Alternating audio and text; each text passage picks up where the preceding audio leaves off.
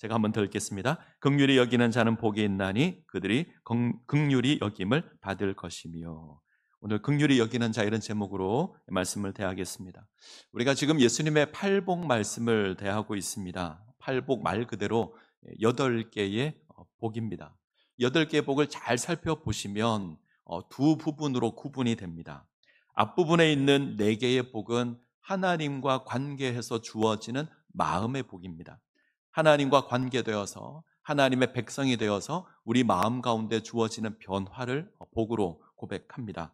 하나님을 알게 되어서 우리 마음이 하나님으로 가득해지는 겁니다. 그러면 하나님을 향해서 가득해지면 세상을 향해서는 가난하게 될 겁니다. 이것이 첫 번째 복이고요. 두 번째 복은 하나님의 마음을 알고 세상을 바라보니 이 세상이 하나님의 뜻과 너무 동떨어져 있습니다. 죄악이 가득하고 불법이 성행합니다. 이런 세상의 모습을 보고 슬퍼하고 애통하는 것이 두 번째 복입니다. 세 번째 복은 온유한 것인데, 성경에서 온유하다라는 건 죄악된 세상에서 고난 가운데 있지만 하나님의 구원을 바라보고 참고 기다리는 것을 온유라고 합니다. 하나님의 구원이 이루어지기를 소망하며 참고 인내하며 살아가는 겁니다. 네 번째 복은 의에 줄이고 목마른 거지요. 하나님의 의가 이루어지기를 원하는 것인데, 조금 더 넓게 고백하면 하나님의 은혜를 소망하는, 하나님을 갈망하는 것입니다. 우리는 이 땅에서 하나님을 갈망하는 삶을 살아갑니다. 이것이 복이다. 자, 이상의 4가지 복은 하나님과 관계되어서 누리는 복입니다.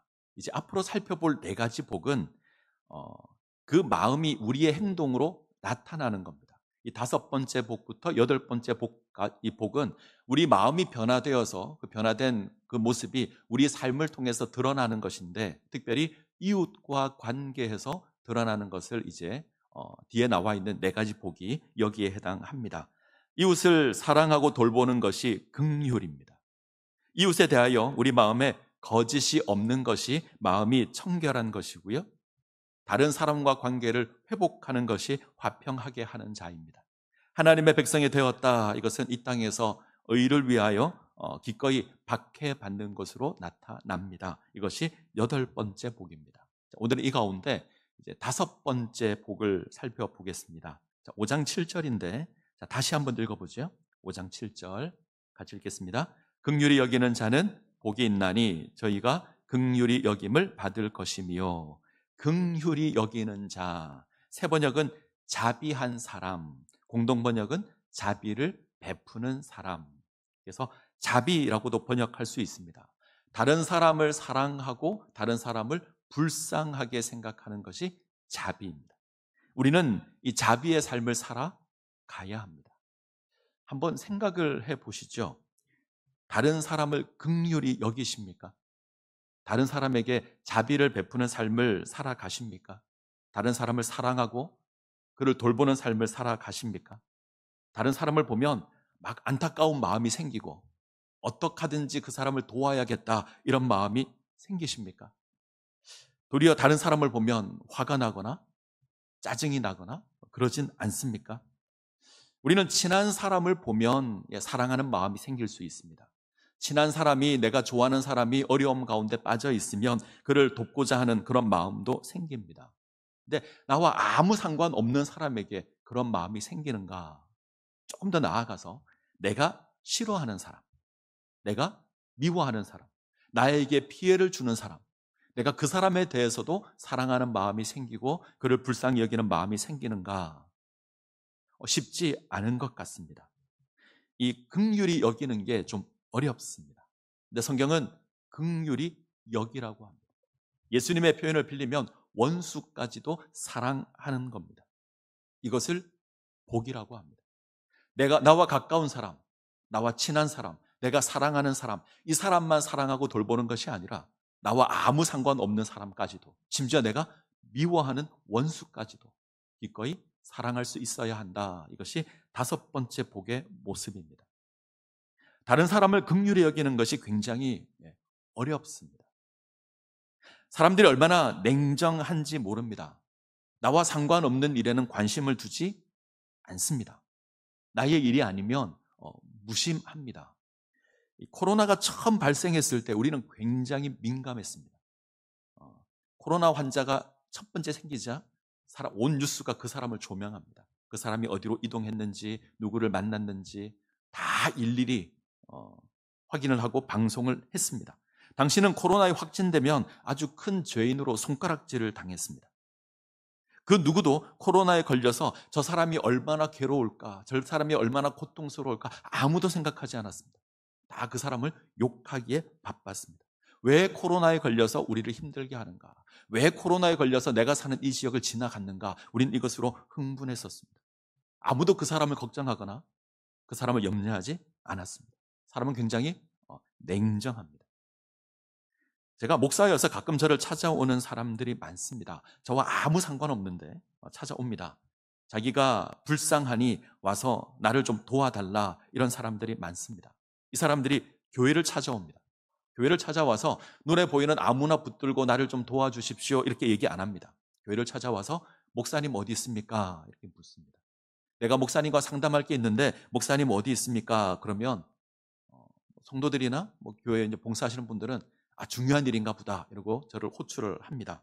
그래서 만나게 되는데, 만나면 내가 어려움을 겪고 있으니 도와달라는 이야기를 합니다. 그런데 열이면 열 다 똑같은 이야기를 합니다.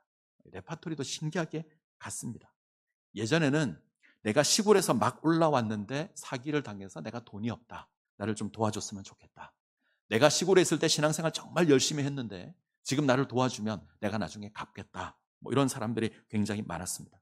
최근에는 내 몸이 아프다, 병원 진단서까지 보여주면서 내가 몸이 아프다, 나를 좀 도와달라, 이런 사람들이 많습니다. 마치 어떤 권세를 누리는 것처럼, 당연한 것처럼 도와달라고 이야기를 합니다. 99%가 가짜입니다. 이 사람들은 저에 온 이후에 똑같은 방식으로 다른 교회를 찾아갈 겁니다. 똑같이 목사를 부르고 똑같이 도와달라고 그럴 겁니다. 교회에 가면 그래도 도와주는 사람이 많으니 고의로 교회를 찾습니다. 자, 어떻게 생각하면 속임수 같고 어떻게 생각하면 사기입니다. 이런 사람들을 어떻게 해야 될까? 도와줘야 될까? 돕지 말아야 될까? 도와야 될까요? 돕지 말아야 됩니까? 최근에 제가 지하철을 탔습니다. 아주 오랜만에 지하철 1호선을 탔는데 제가 정말 놀라운 장면을 봤습니다. 한 사람이 들어오더니 종이를 나눠줍니다. 앉아있는 사람에게 다 나누어주고, 그 내용을 보면 하는 일이 너무 힘들어서 살기 힘드니 나를 좀 도와달라. 그리고 다시 그 종이를 거두러 가면서 껌을 팝니다. 저는 요즘 지하철에 구걸하는 사람이 없다고 생각을 했습니다. 있더라고요. 예전에 아주 많았습니다. 90년대는 지하철을 타면 구걸하는 사람 몇 번을 봅니다. 특별히 1호선에 정말 많습니다. 찬송가 테이프를 털어놓고 바닥을 질질 끌고 다니는 사람도 있고요. 종이 쪽지를 나누어 주고 도와달라고 하는 어린아이나 할머니도 있습니다. 짙은 선글라스를 쓰고 손에 바구니를 흔들고 소경인 것처럼 해서 구걸하는 사람도 있습니다. 어떤 사람은 내가 정말 환자다 소리치면서 나를 좀 도와달라 이야기하는 사람도 있습니다. 아시겠지만 대부분 가짜입니다. 거의 다 가짜입니다. 1호선 마지막 종착지에 도착하면 늘 기적이 일어난다, 우리가 그랬습니다. 안진뱅이가 일어서고 소경이 눈을 뜨고 그럽니다. 다시 지하철 갈아타고 다시 소경이 되고 안진뱅이가 됩니다. 자, 이런 사람들 도와주어야 할까요? 우리가 불쌍히 여겨야 할까요? 얼마 전에 봤던 그 사람 이야기를 다시 하면, 이 사람이 정말 불쌍한 내색을 하면서 도움을 청했는데 갑자기 지하철 직원이 나타났습니다. 그리고 그 사람에게 여기서 이러면 안 됩니다, 그리고 데리고 나가려고 합니다. 지하철 직원이 나타나자 이 사람의 표정이 완전히 바뀌었습니다. 아주 불쌍한 표정을 짓다가 갑자기 분노한 표정을 짓고 저 같으면 죄송합니다라는 말을 하고 나갈 것 같은데 막 짜증내고 욕을 하고 소리를 지르고 나갑니다. 가짜인 거죠. 이런 사람을 도와야 될까요? 제가 학교를 다닐 때 이 문제로 토론을 한 적이 있습니다. 사기인 것 뻔히 아는데, 저 사람이 가짜라는 것 누가 봐도 아는데 도와주어야 하는가? 아니면 돕지 말아야 하는가? 이런 사람을 도와주는 게 옳은 건가? 돕지 말아야 하는가? 신학대학을 다니면서 이런 고민들을 함께 토론한 적이 있습니다. 그리고 내린 결론은 사기인 걸 알지만 도와야 한다. 이게 저희가 내린 결론이었습니다. 사기치고 속이는 것이지만 그래도 도와야 한다. 여러 가지 이유가 있었습니다. 그렇게 하는 인생이 불쌍하니 우리가 긍휼히 여겨야 되는 거 아니냐. 그래도 교회를 찾아왔으니 교회라면 도와줘야 한다. 빨리 돈 안 주면 안 가니까 빨리 줘서 보내야 한다. 이런 사람도 있었고요. 교회를 찾아와서 목사를 찾는데 목사가 도와주지 않으면 저 사람이 틀림없이 딴 데 가서 교회 욕을 할 거다. 그게 좋지 않으니 도와줘야 한다. 이런 의견도 있었습니다. 저는 그때 좀 달랐던 것 같습니다. 교회를 찾아오면, 교회 찾아와서 목사를 찾으면 보통 10,000원짜리 한 장 정도를 줘서 돌려보냅니다. 보통 1,000원짜리 줘서 돌려보낸 사람도 많더라고요. 저는 10,000원짜리 줍니다. 밥 한 끼는 먹으라고 10,000원을 주는데 거짓인지 알고 다른 사람을 속이는 것인지 아는데 그냥 줍니다. 그래야 할 것 같아서 보통 그렇게 했습니다. 지하철에서는 좀 다른 것 같습니다. 요즘은 현금을 거의 가지고 다니지 않죠. 카드를 다니고 휴대폰을 가지고 다녀서 잘 줄 수 없을 때도 있지만 어떤 경우에는 모른 척 할 때도 있는 것 같습니다. 스스로에게 한번 물어봤습니다. 왜 도와야 하는가? 사실 답이 없습니다. 예수님이라면 도왔을 것 같아서, 예수님이라면 어떻게든 도와줬을 것 같아서, 도움을 받으러 온 사람을 빈손으로 돌려보내지 않으셨을 것 같아서 그래서 돕지 않는가 이런 생각도 해봤습니다. 오늘 말씀은 우리에게 다른 사람을 돕는 것이 복이라고 합니다. 그것이 사기인지 아닌지는 알 수 없지만 다른 사람을 돕는 자체가 복이라고 합니다. 왜 우리가 다른 사람을 돕는 것이 복일까? 우리가 하나님의 사랑을 받았기 때문입니다. 우리가 하나님의 긍휼히 여김을 받았기 때문입니다. 때문에 우리가 다른 사람을 사랑하고 다른 사람을 긍휼히 여겨야 합니다. 우리가 하나님의 사랑을 받았기에 우리도 다른 사람을 사랑해야 합니다. 이것을 성경은 복이라고 합니다. 근데 한 가지 기억해야 될 것이 있습니다. 하나님의 사랑을 받는 일에 우리가 자격이나 조건이 없습니다. 우리에게 어떤 자격도 없고 어떤 조건도 없습니다. 정확하게 따진다면 하나님이 우리를 사랑하지 말아야 될 이유만 우리에게 잔뜩 있습니다. 우리는 죄악이 가득하고요. 거짓이 가득합니다. 하나님을 섬기지 않았고 하나님을 거역했고 하나님이 아닌 헛된 것을 쫓았습니다. 하나님 앞에 우리는 진실하지 못했습니다. 그런데도 하나님 우리를 향해서 긍휼을 보여주셨고 우리를 사랑하셨습니다. 우리를 사랑하지 말아야 될 이유가 훨씬 더 많은데 저것 사랑해봤자 다시 마음을 돌이키고 세상으로 갈 것 뻔히 아시는데 그래도 사랑하셨습니다. 그렇다면 우리도 그 사랑을 베푸는 게 옳지 않는가 이런 생각을 해봤습니다. 자, 출애굽기 34장 6절을 한번 볼까요? 출애굽기 34장 6절 같이 읽습니다. 하나님께서 그의 앞으로 지나시며 선포하시되 여호와라 여호와라 자비롭고 은혜롭고 노하기를 더디하고 인자와 진실이 많은 하나님이라. 하나님 자비롭고 하나님 은혜롭고 하나님 노하기를 더디하시고 인자와 진실이 많은 하나님이십니다. 아멘. 아멘. 우리 하나님 자비롭고 은혜롭고 노하기를 더디하시고 인자와 진실이 많은 하나님이십니다. 이 말씀을 좀 더 정확하게 이해를 하려면 배경을 알아야 합니다. 이스라엘이 애굽에서 나왔습니다. 광야를 지나 하나님의 산 시내산에 도착을 합니다. 모세가 하나님의 계명을 받기 위해서 산으로 올라갔는데 안 내려옵니다. 모세가 시간이 지나도 내려오지 않자 백성들이 두려워해서 이들이 헛된 것을 만들어냅니다. 금송아지를 하나 만들고 이것을 우리를 애굽에서 건져낸 여호와라 이렇게 고백하고 섬기기 시작합니다. 금송아지 모양의 형상을 만들고 애굽에서 인도하여 낸 여호와라 선포하고 섬깁니다. 하나님께서 이스라엘을 자기 백성으로 삼는 그 자리에 이스라엘은 하나님을 거역하고 우상을 섬깁니다. 모세가 내려와서 그 모습을 보고 두 돌판을 던져서 깨트리죠. 그리고 하나님의 심판이 주어집니다. 자, 이후에 하나님과 모세와 대화하는 장면이 있는데 하나님은 이스라엘과 동행하기를 거부합니다. 약속의 땅 가나안까지 이스라엘과 같이 가지 않겠다 선포하십니다. 대신 내가 사자를 보내서, 나의 종을 보내서, 천사를 보내서 내가 너희를 인도하게 하겠다. 나는 너희와 같이 안 가. 자, 이 부분이 중요합니다. 하나님께서 같이 가지 않아도 가나안 땅에 갈 수 있죠. 그렇죠? 하나님께서 천사를 보내서 인도하셔도 충분히 가나안 땅으로 갈 수 있고 가나안 정복할 수 있습니다. 하나님이 굳이 함께하지 않아도 될 겁니다. 이스라엘은 얼마든지 가나안 땅 정복할 수 있습니다. 근데 모세는 단호하게 거절합니다. 하나님 함께 가지 않으시려거든 우리를 가나안으로 보내지 마십시오.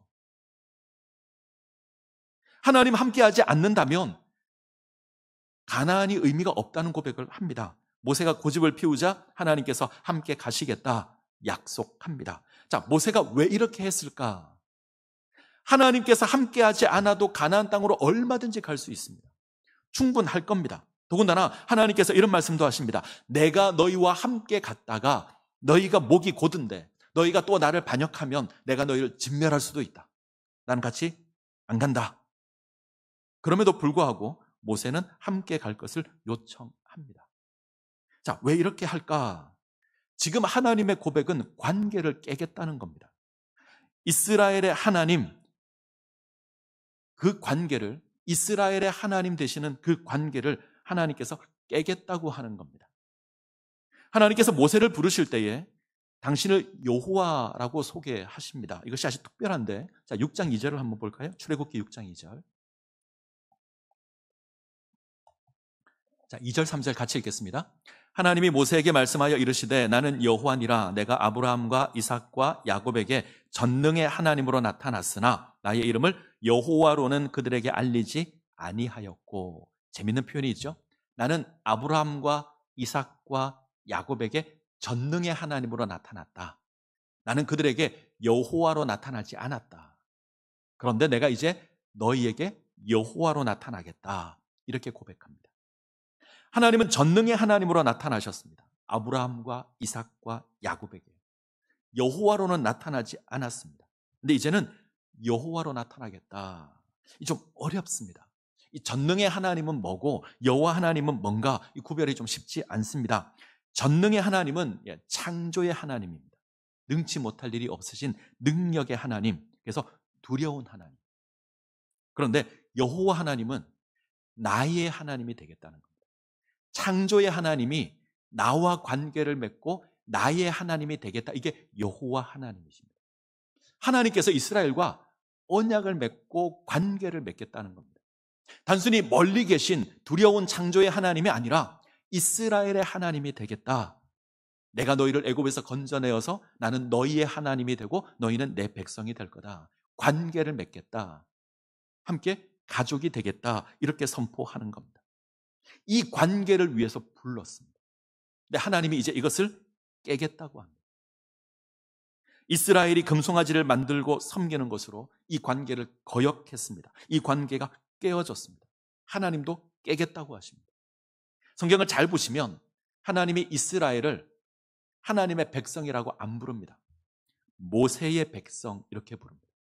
이 금송아지 사건 이후에 하나님이 모세를 향해서 너희의 백성, 모세의 백성, 나의 백성이라고 안 부릅니다. 때문에 이스라엘과 함께하지 않겠다고 하십니다. 나는 이스라엘과 아무 상관이 없다. 그래도 내가 너희에게 약속한 게 있으니 내 사자는 보내줄게. 이런 겁니다. 가까이 함께하는 하나님이 아니라 멀리 있는 하나님, 아무 상관없는 하나님, 내가 그렇게 있겠다는 겁니다. 모세가 이것을 거절하고 다시 그 관계를 유지할 것을 간청하는 겁니다. 하나님 함께하지 않으시면 우리가 가나안 땅에 안 가겠습니다. 하나님이 이 모세의 간청을 수락합니다. 그리고 다시 산으로 부르죠. 두 번째 돌판을 새기기 위해서. 그래서 깨어진 돌판을 대시하여서 새로운 돌판을 만들도록 합니다. 모세가 이 돌판을 가지고 하나님께 나아갑니다. 그때 하나님께서 이르신 고백이 아까 우리가 읽었던 출애굽기 34장 6절입니다. 다시 한번 볼까요? 다시 한번 같이 읽습니다. 여호와께서 그의 앞으로 지나시며 선포하시되 여호와라 여호와라 자비롭고 은혜롭고 노하기를 더디하고 인자와 진실이 많은 하나님이라. 이스라엘을 향해서 여호와라 여호와라 2번 선포합니다. 그냥 여호와 하나님이라 해도 충분할 겁니다. 2번 반복합니다. 이건 관계를 회복하겠다는 하나님의 의지입니다. 내가 다시 이스라엘의 하나님이 되겠다. 2번 반복한 건 내가 이 관계를 다시는 끊지 않겠다는 겁니다. 내가 자비롭고 은혜롭고 노하기를 더디하고 인자와 진실이 가득한 하나님이어서 내가 그래서 다시는 이 관계 끊지 않겠다. 이렇게 이해하시면 좋을 것 같습니다. 하나님은 앞으로 이스라엘이 온전하지 못할 것을 압니다. 이스라엘이 여전히 하나님 배반하고 거역하게 될 것도 압니다.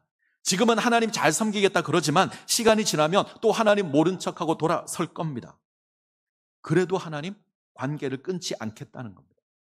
왜? 하나님 자비하신 하나님이셔서, 은혜로우신 하나님이셔서, 인자와 진실이 많은 하나님이셔서, 이스라엘이 하나님을 배신하는 일이 있어도 하나님은 끊지 않겠다는 겁니다. 그래서 이 땅에 독생자 예수 그리스도까지 보내십니다. 우리에게 아무런 소망이 없는데, 우리는 하나님을 거절해서 아무런 소망이 없는데, 그래도 우리를 포기하지 않고 구원하기 위해서 아들 예수 그리스도를 보내십니다. 자, 로마서 5장 8절 같이 읽습니다. 우리가 아직 죄인 되었을 때에 그리스도께서 우리를 위하여 죽으심으로 하나님께서 우리에게 대한 자기 사랑을 확증하셨느니라. 우리가 아직 죄인 되었을 때에, 우리에게 아무런 소망이 없었을 때에, 하나님을 거역하고 제멋대로 갔을 그때에, 우리가 죄인이며 하나님의 진노의 대상으로 있을 그때에 하나님 우리를 사랑하셔서 우리를 위하여 독생자를 보내주셨습니다. 우리에게 구원의 그 어떤 조건도 자격도 없을 때 하나님 우리를 기억하셔서, 하나님 우리를 사랑하셔서, 하나님 우리를 긍휼히 여기셔서 아들을 이 땅 가운데 보내주셨습니다. 하나님 자비하신 하나님이시고, 하나님 긍휼이 많은 하나님이시고, 인자와 진실이 풍성하신 하나님이셔서 이렇게 하시는 겁니다. 하나님께서 우리를 긍휼히 여겨주셨습니다. 자비를 베풀어 주셨습니다. 우리를 사랑해 주셨습니다. 예수 그리스도를 십자가에 죽게 하심으로 우리를 향한 그 사랑을 보여주셨습니다. 우리가 그 사랑으로 부름을 입었습니다. 우리에게 무슨 자격이 있고 무슨 조건이 있고 뭔가 의로운 게 있어서 우리가 사랑을 받은 것이 아닙니다. 아무것도 없는데 우리를 사랑해 주셨습니다. 자, 그랬다면 우리를 사랑하신 그 긍휼하심으로 우리가 하나님의 백성이 되었다면 우리에게 그 긍휼이 나타나야 합니다. 우리가 하나님의 사랑으로 하나님의 백성이 되었다면, 그래서 하나님의 통치를 받는다면 우리에게 그 사랑이 나타나야 합니다. 예수님의 표현을 빌리면 우리가 하나님의 백성 된 증거가 사랑입니다. 우리가 사랑하면 세상 사람이 우리가 하나님의 백성이라는 것, 그리스도의 제자라는 것 압니다. 우리가 용서하면 사람들이 우리가 하나님의 백성이라는 것 압니다. 용서하고 사랑하는 것이 하나님의 사랑과 긍휼을 받았기에 누릴 수 있는 겁니다. 그래서 복이라고 합니다. 조금 강하게 얘기하면 우리에게 이 긍휼이 없으면, 우리에게 이 사랑이 없으면 우리 신앙에 문제가 있는 겁니다. 우리가 하나님의 사랑을 알지 못하기에, 하나님의 긍휼을 알지 못하기에 우리가 그것을 행할 수 없다. 이게 성경의 진단입니다. 우린 다른 사람을 긍휼히 여겨야 합니다. 우리는 다른 사람을 사랑해야 합니다. 이 긍휼히 여긴다, 이건 두 가지로 나타나야 되는데, 하나는 베푸는 것이고요, 또 하나는 용서입니다. 베푸는 것은 가난한 자를 측은히 여기고 베푸는 겁니다. 내게 있는 것으로 다른 사람을 채우는 겁니다. 우리는 많이 있어야 베풀 수 있다고 생각합니다. 곳간에서 임심이 난다 이런 이야기가 있습니다. 내게 뭔가 여유가 있어야 내가 다른 사람을 도울 수 있다. 내가 많이 가지고 있어야 도울 수 있다. 우리는 그렇게 생각합니다. 그런데 성경은 우리가 부자이어야만 도울 수 있다고 말하지 않습니다. 이 땅에서 우리는 가난한 자입니다. 부유하고 여유 있는 자가 아니라 우리는 이 땅에서 가난하고 궁핍한 자입니다. 그럼에도 불구하고 가난한 사람을 위해서 자비를 베풀어야 한다. 이게 성경의 고백입니다. 네가 부자가 되어라, 그리고 다른 사람을 도와라. 이건 기독교의 논리가 아닙니다. 성경의 논리는 네가 가지고 있는 것으로 다른 사람을 도우라는 겁니다. 옷 100벌이 있어서 한 벌을 주라가 아닙니다. 옷 2벌이 있으면 한 벌을 주라는 겁니다. 나도 풍족하지 않지만 함께 나누는 겁니다. 하나님의 나라는 이런 나눔으로 풍성해지는 나라입니다. 이 세상은 본능적으로 빼앗습니다. 이러한 세상에서 우리는 부자가 아닐 겁니다. 그러나 우리는 하늘을 소유하고 있는 진짜 부자입니다. 때문에 우리 삶이 섬기는 것으로, 우리 삶이 베푸는 것으로 나타나야 합니다. 두 번째는 용서인데요. 용서는 그리스도인의 삶의 모습 가운데 가장 중요한 겁니다. 주기도문 가운데 용서가 나오는데 주기도문의 내용을 다 보십시오. 우리가 행하는 건 딱 한 가지 있습니다. 용서입니다. 나머지는 하나님이 하시는 거고요. 용서만 우리가 합니다. 우리가 용서의 삶을 살기 위해서 먼저 우리가 용서받았다는 것을 기억해야 합니다. 우리가 용서받았다는 것을 깨달아 알 때에 다른 사람을 용서할 수 있습니다. 결코 용서받을 수 없는 죄를 하나님께서 용서하셨습니다. 그래서 용서해야 합니다. 예수님의 비유 가운데 1만 달란트 빚진 자의 비유가 있습니다. 이 비유의 핵심은 1만 달란트를 탕감받은 자가 왜 100데나리온 빚진 자를 탕감해 주지 못했는가 하는 겁니다. 1만 달란트를 탕감받았는데 100데나리온을 탕감해 주지 못합니다. 이게 좀 현실적으로 느껴져야 되니까, 어떤 한 사람이 그 나라의 임금에게 1만 달란트를 빚졌습니다. 1만 달란트가 얼마나 될까? 학자마다 해석하는 것이 다르겠지만 쉽게 생각을 하죠. 성경 기준에 따르면 노동자 한 사람이 하루를 일해서 벌어들이는 금액이 한 데나리온입니다. 하루를 열심히 일하면 한 데나리온을 받습니다. 여기까지는 우리가 알죠. 이 한 데나리온, 한 달란트는 6천 데나리온입니다. 그러니까 한 사람이 6천일을 일해야 벌 수 있는 금액. 주일을 빼고 계산하면 한 20년 정도 일해야 한 달란트를 벌 수 있습니다. 성경의 시대와 오늘날의 화폐 가치가 다르지만 쉽게 생각해서 우리가 하루에 일해서 10만 원을 번다면 한 달란트는 6억입니다. 엄청나죠? 그런데 한 달란트가 아니고요, 1만 달란트입니다. 이걸 계산하면 6조 정도 됩니다. 6천억도 아니고요, 6조입니다. 1만 달란트가 의미하는 건 딱 한 가지입니다. 갚을 수 없다. 못 갚는 겁니다. 1만 달란트 빚졌다는 건 갚을 수 없다는 겁니다. 어마어마해서 우리가 그것을 갚을 수 없습니다. 이 엄청난 빚을 이 사람이 탕감을 받습니다. 절대 갚을 수 없는 것인데 그것을 탕감을 받습니다. 이 엄청난 빚을 탕감받은 사람이 100데나리온 빚진 자를 만나서 용서하지 않습니다. 100데나리온 1,000만 원 정도 됩니다.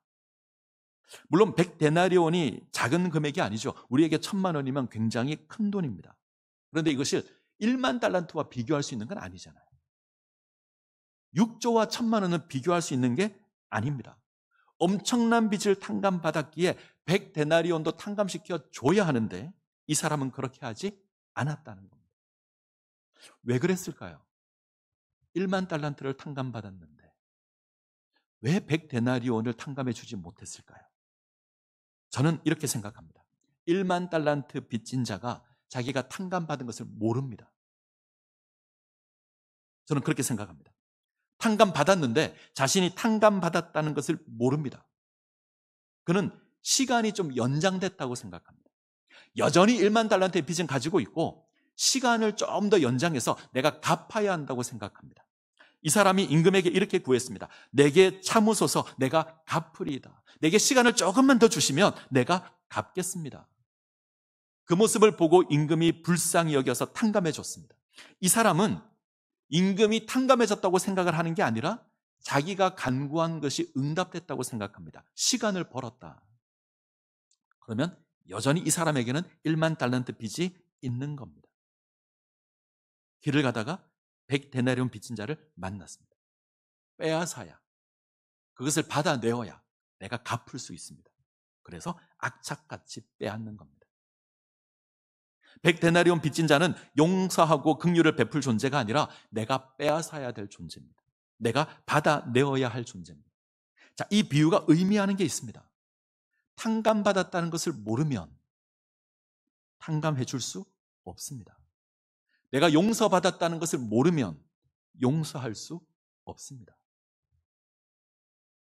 우리는 하나님의 긍휼하심으로 모든 죄 용서를 받았습니다. 하나님의 진노 아래 있던 우리가 죄 사함을 받았습니다. 우리는 더 이상 죄의 문제를 인해서 머리를 싸매고 고민할 필요가 없습니다. 탕감 받았습니다. 해결함을 받았습니다. 근데 우리가 이걸 깨닫지 못하고 있으면 우리는 빚진 자를 용서할 수 없습니다. 왜요? 받아내어야 갚을 수 있습니다. 우리가 하나님의 백성이 되었다는 건 하나님의 긍휼하심을 입었다는 겁니다. 죄사함을 받았다는 겁니다. 우리가 어떤 노력을 해도 해결할 수 없는 것인데 하나님 해결해 주셨습니다. 그렇다면 우리 역시 100데나리온 빚진 자를 탕감해 주어야 합니다. 그것이 옳은 겁니다. 우리는 더 이상 하나님에 대해서 빚을 지고 있는 존재가 아닙니다. 우리는 1만 달란트를 갚아야 하는 청구서를 갖고 있지 않습니다. 하나님 없애버리셨습니다. 그것은 더 이상 우리와 상관이 없습니다. 그렇다면 우리는 기꺼이 100데나리온을 탕감해 줄 수 있어야 합니다.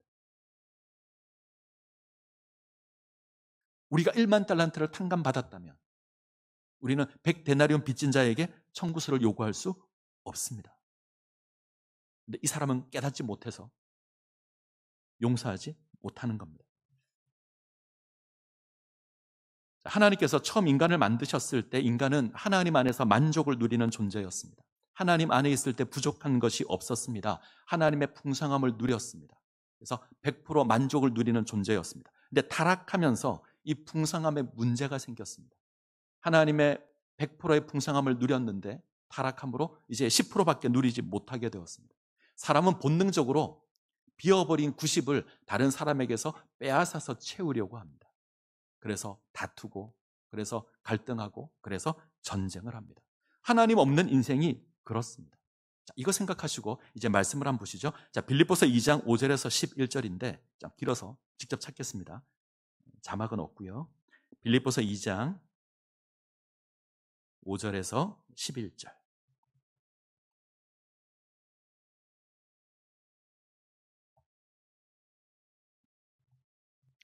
빌립보서 2장 5절로 11절 말씀을 교독하겠습니다. 2장 5절 제가 읽습니다. 너희 안에 이 마음을 품으라. 곧 그리스도 예수의 마음이니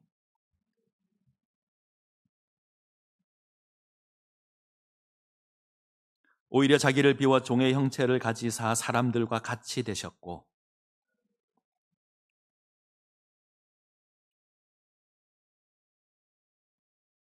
이러므로 하나님의 그를 지극히 높여 모든 이름 위에 뛰어난 이름을 주사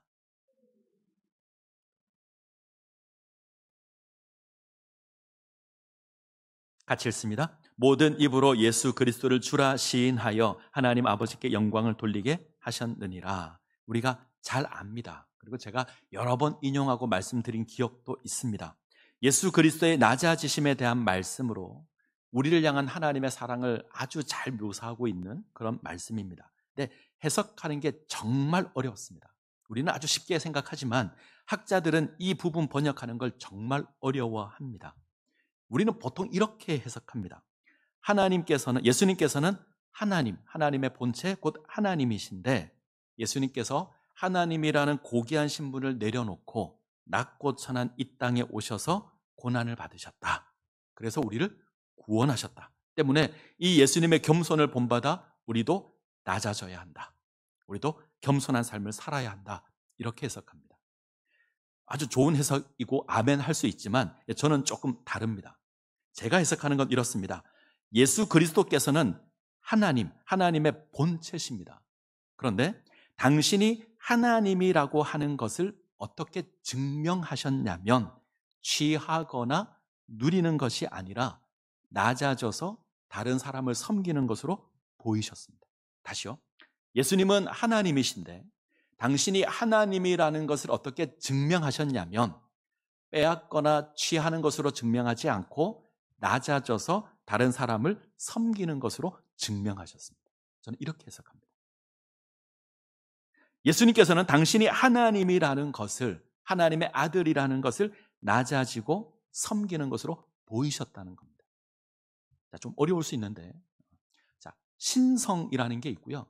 인성이라는 게 있습니다. 신성은 하나님의 속성이고 인성은 사람의 속성입니다. 이 신성의 특징은 완전하다, 충만하다, 부족하지 않다 때문에 신성은 늘 베푸는 것으로 나타납니다. 인성은요, 부족하다, 결핍, 이게 인성입니다. 인성의 특징은 빼앗는 겁니다. 빼앗아서 내 것을 채우는 겁니다. 예수님은 하나님이십니다. 그는 온전한 신성을 가지고 있는 하나님이십니다. 때문에 이 신성은 기본적으로 나누고 베푸는 겁니다. 때문에 예수님께서 자신을 비워 종의 형체가 되셔서 사람이 되셔서 십자가에 죽으심으로 우리를 구원하시는 겁니다. 낮아지시고 베푸시는 겁니다. 낮아지시고 베푸는 것으로 당신이 하나님이다 우리에게 보이셨습니다. 자, 기억해야 될 것은 예수님의 낮아지심으로 우리를 구원하셔서 우리의 부족함의 문제가 해결되었습니다. 성경은 우리를 향해서 하나님의 신의 성품에 참여한 자가 되었다. 하나님의 풍성함에 참여한 자가 되었다. 원래 하나님 사람을 창조하셨을 때 우리는 하나님 안에서 만족을 누렸습니다. 그 상태로 회복된 겁니다. 우리는 부족한 존재가 아니라 만족함을 누리는 하나님의 신성에 참여한 존재가 되었습니다. 그렇다면 우리가 하나님의 백성이라는 것, 우리가 하나님의 자녀라는 것도 나누고 섬기는 것으로 확인해야 합니다. 제 말이 이해가 되시죠? 예수님께서 낮아지시는 것으로, 섬기는 것으로, 사랑하는 것으로 당신이 하나님이라는 것을 보이셨고, 그 예수님으로 말미암아 우리가 하나님의 성품에 참여하게 되었습니다. 우리도 완전하게 되었습니다. 하늘의 것을 누리는 완벽한 존재가 되었습니다. 그렇다면 그 하나님의 자녀라는 것이, 하나님의 백성이라는 것이 우리도 나누고, 우리도 섬기고, 우리도 사랑하는 것으로 확인된다는 겁니다. 예전에 우리는 빼앗는 자였습니다. 빼앗아서 나를 채우는 존재였습니다. 그래야 내가 살 수 있다고 생각했습니다. 근데 이제는 하나님의 자녀, 하나님의 백성이 되었습니다. 하나님의 베푸시는 그 사랑으로 우리는 가득 채워졌고, 이젠 우리는 베푸는 자가 되었습니다. 베푸셔야 합니다. 긍휼히 여기셔야 하고, 섬기셔야 하고, 용서하셔야 됩니다. 그것이 하나님의 백성된 우리의 마땅한 모습입니다. 삭개오를 기억하십시오. 빼앗아서 취하던 세리장 삭개오가 예수님을 만났을 때 베풀고 섬기는 자가 되었습니다. 이 모습이 우리 가운데 주어질 수 있기를 원합니다. 긍휼히 여기는 자가 되십시오. 하나님께서 우리를 긍휼히 여기신 것 기억하시고, 그 사랑을 기억하시고, 나도 낮아져서 다른 사람을 섬기는, 다른 사람을 사랑하는, 베풀고 용서하는 모습 가운데 세워주십시오. 이것이 하나님 나라 백성의 모습입니다. 은혜를 누리시기를 간절히 소원합니다. 기도하시겠습니다.